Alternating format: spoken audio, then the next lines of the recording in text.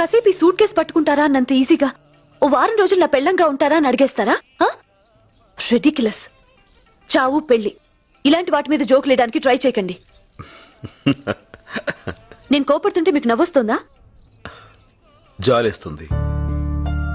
కన్న తండ్రిని కళ్ళ ముందు చంపిన వాడిని కన్వీనియంట్ గా మర్చిపోతారు. రిజిస్ట్రార్ ఆఫీస్కి వచ్చి చిన్న సంతకం పెట్టండి ఓ నా మీద అరిచేస్తారు.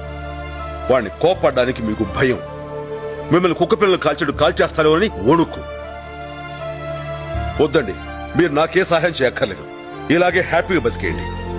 ఆటో వాడు చిల్లర ఇవ్వలేదనో, సినిమా థియేటర్ దగ్గర క్యూ సరిగా లేదనో, ఫెయిర్ అండ్ లవ్లీ క్రీమ్ రేట్లు పెరిగిపోయానో ఆవేశపడుతూ ఆక్రోశిస్తూ వీలుంటే ఇంగ్లీష్ మ్యాగజైన్ లో పెద్ద పెద్ద వ్యాసాలు రాసేసుకోండి.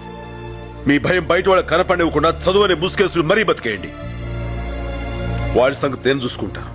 అమెరికాలో కాదు, అడవిలో దాక్కున లాక్కొచ్చి చంపేస్తాను. నాకు మీలా నాన్నను చంపేసినా మర్చిపోయి బతికేత సంస్కారం లేదు, సహనం అంతకంటే లేదు. అంటే వాడు తప్పు చేశాడని మనం కూడా తప్పు చేస్తామా? దేవుడైన రాముడు కూడా వాళ్ళని చెట్టు వెనక నుంచి చంపాడు. ముందు నుంచి చంపడం చేతకాక కాదు, చంపడం కుదరక. ఒక్కోసారి మంచితనం కూడా చేతకానితనం అనిపించుకుంటుంది. అలాంటప్పుడే చెడ్డదారిలో వెళ్ళైనా సరే మంచిని నిలబెట్టాల్సి వస్తుంది. ఇప్పుడు నేను చేస్తున్న పని కూడా అదే. ఏమైనా సరే మీకు నమస్కారం, ఇంకొదిలేయండి.